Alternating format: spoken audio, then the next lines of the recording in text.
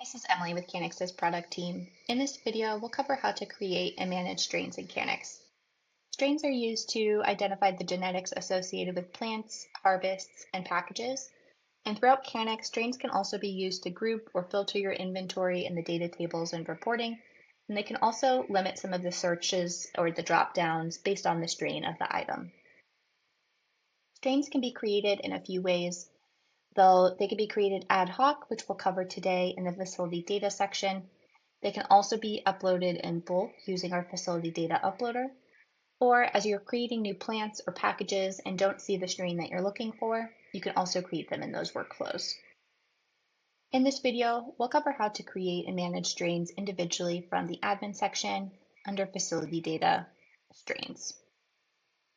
You'll see here a list of all active strains in your facility, and you can download these from the top or edit any of the columns that are displayed here by selecting and deselecting the fields on the right. To create a new strain, we'll go to click Create Strain here up in the top. And we'll start by entering the name of our strain.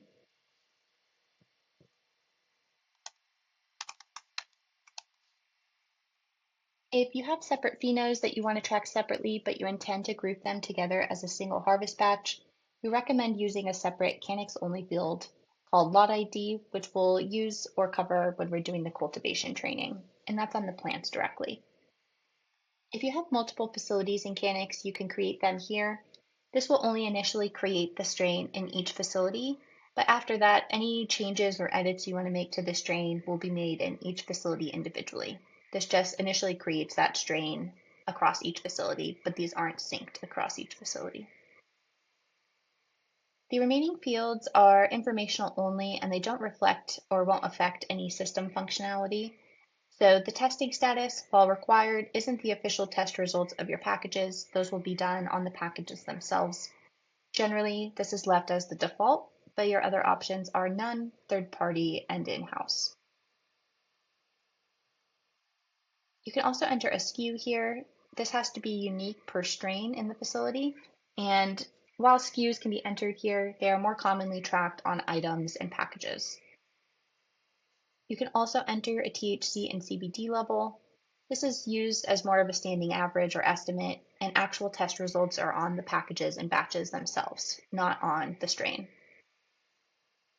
Next are the indica and sativa percentages. These are required and they have to add up to 100, but as you add the first number, we'll calculate the second percentage automatically for you.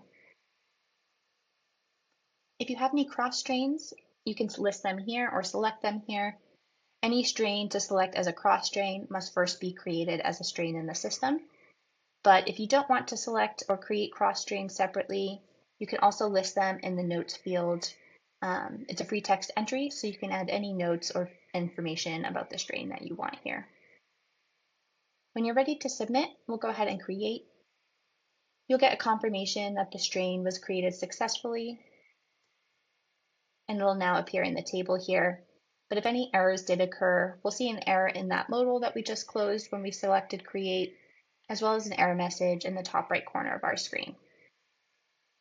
All successful and failed submissions can be found in our submissions table here under admin, and click the link below to find more information about the submissions table.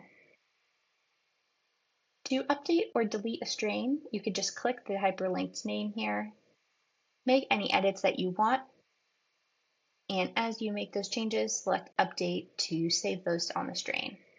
This will update any plants and packages that already have that strain information, but if you would like to delete the strain altogether, you can select Delete here, and any plants or packages that already use this strain will still retain that information, but you'll no longer be able to create any new plants or packages with that strain.